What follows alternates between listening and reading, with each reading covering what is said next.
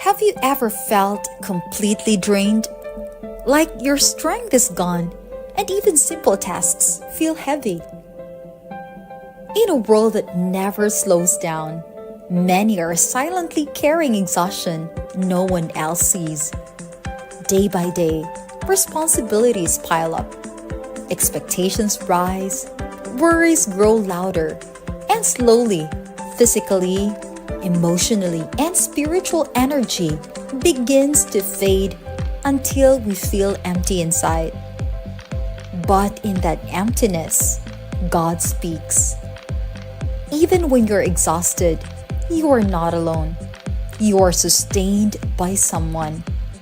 So what is draining you today? Fear not, because we are drained but held by God. Today on Good Morning Pastor.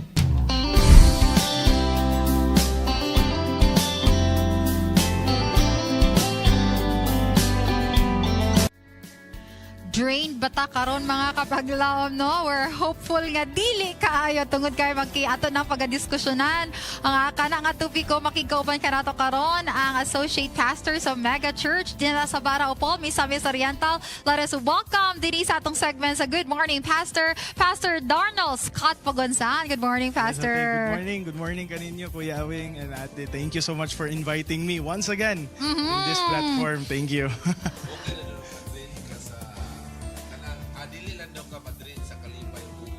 Bahalang madrin daw ka sa uban. Kaya kung kana mawala, muingon ang uban, walay pulos ang imong kinabuhi. Bitaw, Pastor, no? We are talking about kaning pagka-drain because I believe daghan factors nga nung ma-drain yun ta. Yes, ate, Daghan daghan. yun mga factors yun. So, unsa man ang common nga mga reasons? Siguro ate, there are a lot of reasons gyud different ka mga tao. Kaysa ato amang gyud siguro kung ikaw gatrabaho, it's work related. If you're a student, siguro sa imong studies, aside pagid ana, daghan og mga responsibility siguro feeling mo nga bugat na mo nang madrain ka. Oo. Unsay biggest contributor Pastor Dan nganong ma-drain yun ang tao? Siguro for me as a associate pastor, I deal with a lot of people. Unya, ang pinaka-common gyud ako madunggan sa ila, kana bitong problema sa kwarta. Agoy. Mao gyud na- Financial gyud. Kana. Murag, di ba kuya, kung kita po, ako nagatrabaho, usahay pag ganang kapitsa di piligro na bitaw sa Unang, ang uban magudili magsigiglon. Kaya wala kayo ma-receive sa kanang sweldo, tamaron namang uban. Ay, mo na siya Yung magsiging cash advance. Tinood bitaw na kuya ka usay nga makadrain ka ni bitong take home pay sa mga teachers. Kana usay ba ka nang magtrabaho na lang for the sake Papel nga na lang. Kana Papel ba? na lang madawat. Nadili na mo dawat ang mga bangko sa bitaw, but we're hopeful nga we can cope up with that. Yes, kuya Correct. Wing. Paday ta, kaning kung mabot na nato sa tao, labi na ang limitasyon, Pastor Bao. Yes. Sa may importante o mailhan nato ang panginahanglanon labi na sa Dios. Kana siya, Kuya Awing. That is a very nice question. I think all of us, igo gid ta na. Kay kwan man gyud ang tao man gyud bisag unsaon pa nimo na bisag tan-awon pa na siguro nato nga I am a strong independent woman. Kusgan kay ko nga pagkatao naagi breaking point ang tao. True. Naagi weakness ang tao ate. Maskin unsa bitaw ka Una gitawag ka kaluyahon. bitaw ka na bitaw usay ko yang makita nimo ang ano pastor ba ang tao nga you really think ka grabe gid siya ka Yeah. strong, pero behind that bitaw ana kuya mo nang we don't know what are the struggles of people nga atong ginagamit everyday kay tan-aw Yes. nato si Okay Kuya gani. Aming Oh, murag okay kayo. ana ikaw kung medyo ano ka maklaro man, pero Nay may kaluyahon. mga tao nga Di maklaro. o kana dili maklaro ba but deep inside kay drain na day kaayo sila. Yes. Moto ilang kaluyahon. Oh. Kabalo si Kuan na Rads ni. Bitaw kani Pastor Pod no kanang how does God give strength to those to those people nga feel gid nila nga weak sila or Correct. exhausted gid kayo sila. Yeah. Unsa man ang paghatag sa Ginoo og kanang strength or kusog sa ila Pastor? That is kwan po dati, no? So, biblically speaking, kung mabasa na to, daghan kitag na ilhan nga mga Bible characters. Yes. Especially karon nga week with kwan siya, no? It is about drained. So, daghan of mga Bible characters nga ato mabasa sa Bible, although ang pinakauna na to nga mabasa dira, mga kusgan, nindot Yes. kaayo. But just like Elijah ate, tagaan lang tamog example, Elijah, nindot ki siya nga prophet. Pero sa niabot ang point nga gusto siya magpakamatay. Niyon siya, Lord, please take my life. Pero pagkanindot man gid sa Ginoo, kung dili lang kita mo give up diya sa iya, ha? He will also never give up on us. Tagaan gid ta niya og gusog bisag lisod pa kayo kinamagay sa ingati. Sometimes God doesn't want us to understand. He Yes. just wants us to trust in Him. Oh, that's so nice. Pastor, kani pwede just to like an add-on Yes. add-on question lang, no? How can we as people or kana bitong sa ato ang palibot kay even inside our church, how can we be of great help kani sa mga tao nga weak pud kuya kana exhaust pud Dili kay dutan na noon. Oo. So kita pastors, especially inside the church and even inside our family or community, how can we become a blessing? Na nindot na atin, no, kay napoy question ako ibalik sa imo, basig ikaw pod, basig kailangan po kag tabang. Basig kailangan po kag panalangin. Okay, Oo. kaya ng uban ba sa church, mayon na baryo-baryo na taron paningkamot lagi mo diha. Oo, ana ba? Oo. Magingon sila nga, ay iya bitaw kita kaluwasan, bahala na mo diya. Pero ingana pastor, how can we especially Yes. inside Tambagan. in the church? Ikaw kuya Awing, unsa usually ginabuhat nimo pag feeling nimo nga kani nga taon na gini Imo gid siyang pinagdadaanan. paminawon, istoryahon gid mo Yeah. siya. Nya uban na sa pagampo. Ana man gina pastor, di ba? Yes, yes. Kaya usahay Tinada. man gud ang tao nanginahanglan maguna sila tambag, paminaw. Usahay kita dita kasabot nga nanginahanglan sila paminaw nya kita tunguna-una puro na lang yun kanang kuan ba? Ana naman jud ka. Ana. I just want to Itong pagunahan. just want to give emphasis also on this, no, that people sometimes kana bitong pagpaminaw nila kuya, they listen because they want to respond or to react. They did not listen to understand. Yes. Kaya ubang tao ba nga pagpaminaw reactive din kayo kuya. Kaya ba exhausted kay ko karon ba kana Pariha, kapoy jud maingon nila, parihar ta. pariha bitaw ta kana di ba ganun. naingana. But then, there are circumstances ba nga the people need someone to understand Yes. them. Not someone kuya nga modot na noon og mo react. Kani gani Masamutan ubang ni tao, noon. di ba? Oo, Oo, masamutan. yes kuya Awing. Labi na sa mga spiritual nga kakapoy. Unsa mo na to na sila pag kuan na, Na. pag manage na pastor kay. Kana, gyud. Usahay bisan sa ato mga church, sa ato kanang mga batanon, daghan biya kayo nga. Kanang linya kuya nga isalig lang na sa Ginoo, Ginoo. kana gyud. Kanang linya ba? Pero ato na bantayan no, Pastor Labi na mas Ah. okay biya ang bukid kaysa syudad. Kanang kay makita ra magud nimo makaigsoon mga batanon unsay lihok dito sa bukid. Kay syudad di man nimo mahibawa unsay lihok sa mga batanon. Unsa man ana pastor? Gabi ni. Sa imong side.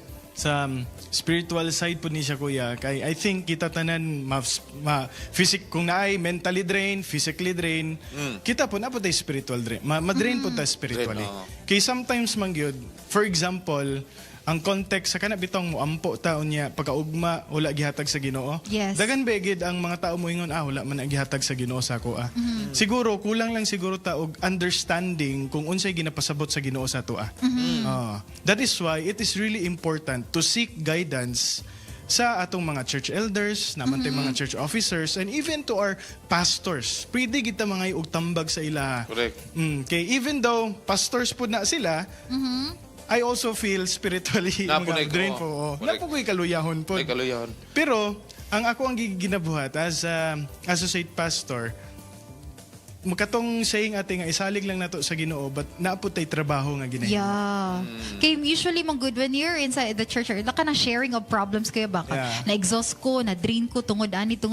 Sometimes mang good, our brethren inside the church would would automatically reply ba nga, ay isalig lang na sa Ginoo, tinuod isalig. gid na, ate. And sometimes Okay. bitaw ang mga problema ba sa tao kuya kay they need solution. They just don't dili lang kanang linya ang ilang dapat nga kaya of course kita manggid siguro Di- nagsalig man gito sa Ginoo, di ba? Ito Kasagaran tanan. po sa church, pag ingon nga drain kay kuron sa man, wala gyud koy kwarta lagi.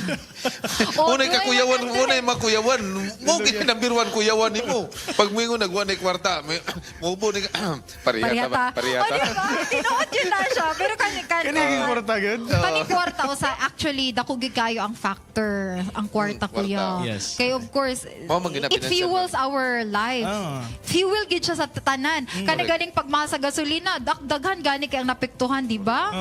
Labi na tong ako na-experience mo na ako last nga kanang sa mga school, labi na nga mo graduate na, mga grade 6 na graduating.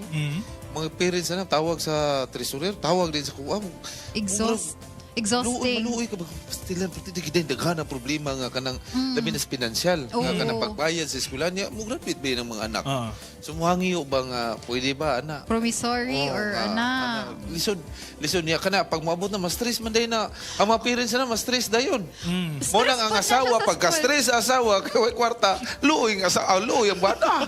Ito, kanip Pastor, Sige. how can we encourage and support each other in Yes. times of kanang who are going through kaning mga ma-burnout ta or even kanang difficult season sa ato ang kinabuhi? Kana ate. That is really nice, no, kay inside our church natay ginatawag nga how we disciple or discipleship. At first, we mingle with them before we give them the message. Ato sa silang halubilohon. So, unsaon nato paghatag sa ilaha og encouragement pod. Sa karon magid nga panahon ate, for example, after ta magstorya, pwede ra ta magka-chat sa Messenger. Diretso na akong message. Dili pero bitaw sa una, ambot lang sa inyo kuya nga. kato, lisod Telegrama pa siguro nga Lisod. you need to wait for a week or a month Before mo abot. ang message yes. ba? Telegrama sa time to na Oh. ni Boss J to. Gerard. Boss J, inyo atong time sa una Gerard Dangaw no.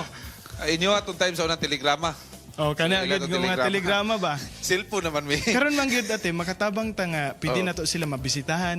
We can send a message to them, encouraging Bible text ana nga kanang pare or brad, sister ginaampuan Lagi. ta ka. Correct. Simple na gid kay karon ate. Ako ano na i-comfort ba? Oh, comfort. Words of comfort kuya. Ko lagi. Oo. Kana. Kay usahay kanang tungod labi na ng mga close na to naguna-una ta nga naa sila sa problema ato lay joke-joke buti hindi na nakuha nila problema. Bantayan pa ba yan na to na kay usahay nagproblema sa labi na gugma. Ya pa yung gugma na may gugma na mao na kiat-kiat man ka. Katiwasan pa gyud. Tiwasan. Oh. That is why sometimes no, it's not a loud kind of strength nga. Siguro I could say nga it's a loud kind of strength nga kani bitong kani atong topic karon ko nga drained but held by God nga it's the kind that we whispers us sa atong self nga I am tired but I am sustained by God. Yes, amen. Okay, drained bang gud ta perminti kuya dag ikaw gani nga as business man daghan man gyud nakapadrain sa imo. Madrin ang customer. Madrin. Bali ta pastor kanang doon na ba yung mga tao ron nga nagkinahanglan gyud sila o kanang labi na kung na-drain ang ilahang kinahanglan ba gyud sila o kanang tambag o okay lang ba nga pasagdaan na to labi na especially sa ato nga church kinahanglan ba gyud na sila Dili para especially sa ato nga mga tao, kailangan og tambag. Dili gid nato na siya isalikway. paminawon gyud no Paminawon gina nato because as a follower of Christ, it is also our duty to be like Christ. Ka makita nila ang karakter nato nga karakter gid ni Jesus Christ, munang ato gid na silang tabangan. Dili man nato sila matabangan financially, but we can help them through our prayers and comfort. kay naman gud labi na sa members nato sa mga church Yeah. usahay kanang gatan-aw sila sa atong mga leader sa church pod ba Yes. mo na nga atog yung hangyo sila nga dili gyud ta mo tan-aw sa atong mga leader kay doon na ba yan Lagi. yung mga kaluyahon Oo. usahay naagian ta sa mga pagsulay nga pinaagi atong mga leader ato gyapong daladalahon pila ka mga katuigan di ta Tinuod. kamupon inigsugat na to dito sa siyan mukalit naglikay kato nato dito ganahan namayam no ana experience nga na ba nya wala day kaning pagdala nato sa to ang kasing-kasing nga atong gibati nga kanang mga kasakit pastor unsaon nato ni nga ma-move on nga maka-move on ta sa mga pagsulay problema labi na especially sa mga leader nga nabikil sa atong church unsaon may maayo ana pastor Kana gid no kuya no kung naatay mga siguro nga mga misunderstanding siguro sa sulod, of course at first it is really hard to move on. It's really hard to forgive. But later on, siguro maluoy ang Ginoo sa imo or naay lihok ang Holy Spirit sa imong kasing-kasing, maghinay-hinay ra gid na siya kuan kana mo fade ba. wala ra Mawala ra gid na kay ngano man. If we will pray for our enemies pod, it is a good gesture that we are like Christ. Uy, are you pag praying for your enemy? siyempre pag nakasala pasaylo ako to That's a question ba? It's a prayer. Yeah. But ayaw kalimot mga kapaglaom, no? That sometimes, do not think if we are drained, we are being abandoned by God. It's Yes. just, I think this is just a normal feeling. Usahay, may murag, ang atong lawas kuya bang mo ingon nga, oy, gikapoy na ka, murag, dako na gan ang kuya wala no kung ang kuya mo ingon na drain ako gugma sa imo ha pastang ha Tubagin. Hold on. Bitaw mga kapaglaom. Thank you kayo kayo, Pastor. Unsay Yes, parting yes. words nimo sa ato ang mga kapaglaom nga nagtanaw karon nga feel good nila, Pastor, nga drain jud kayo sila. Okay. Ang ako ang maingon sa inyo mga kapaglaom, if drain man mo dara, I feel you, kitang tanan makaagyana. It is just part of life, and I know this is just a blessing nga gihatag sa Ginoo sa tuwa that we can overcome soon. So, hold on lang gyud diya sa salig sa Ginoo. Yes, hold on ta sa atong pagtuod din sa Ginoo mga kapaglaom. Thank you so much, Pastor Yes. Darnell Scott.